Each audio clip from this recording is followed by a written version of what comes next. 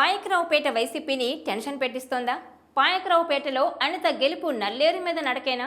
కంబాల జోగుల రూపంలో జగన్ చేసిన ప్రయోగం విఫలం కాబోతోందా? Watch this R24 special.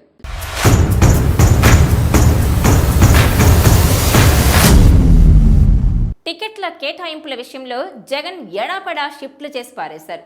వారిని వీరిని చూడకుండా జిల్లాలు సైతం మార్చేసి బదిలీలు ఇచ్చేశారు.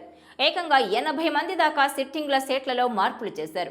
ఈ మార్పుల్లో ఏకంగా జిల్లాలు దాటుకుని మరీ పోటీ చేస్తున్న నేతలున్నారు. అలా శ్రీకాకుళం జిల్లా రాజాం అసెంబ్లీ సీటు నుంచి 2 సార్లు గెలిచిన సీనియర్ ఎమ్మెల్యే కంబాల జోగులను పాయకరావుపేటకు జగన్ షిఫ్ట్ చేశారు. దీంతో 2 నెలల క్రితం ఈ బదిలీ జరిగింది.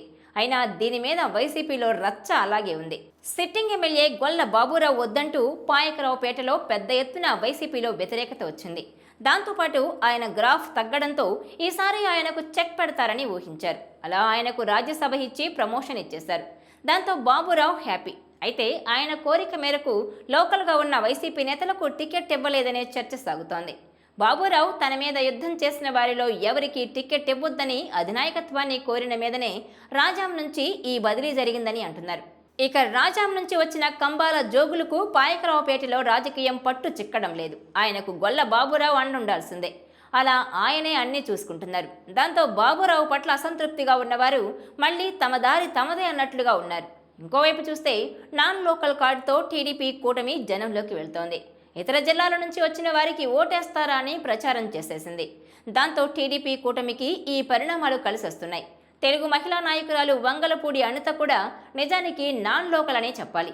ఆమె విశాఖలో ఉంటూ పాయకరావుపేటకు వస్తుంటారు అని పెద్ద విమర్శ ఉంది. ఇక 2 జిల్లాల అవతల నుంచి కంబాల జోగులను తెచ్చి వైసీపీపై అనితకు ఫేవర్ చేసిందని అంటున్నారు.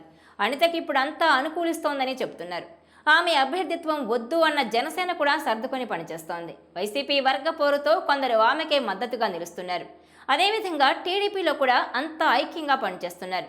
దీంతో గెలుపుకు ఢోకా లేదని, భారీ మెజారిటీతో అనిత విజయం సాధించడం ఖాయమని టీడీపీ వర్గాలు అంటున్నాయి. అయితే వైసీపీ 2 సార్లు గెలిచిన ఈ సీటును తాము వదులుకోమని, గెలుపు తమదే అని ఆ పార్టీ ధీమాగా చెబుతోంది. మరి పేటలో ఏం జరుగుతుందో చూడాల్సి ఉంది.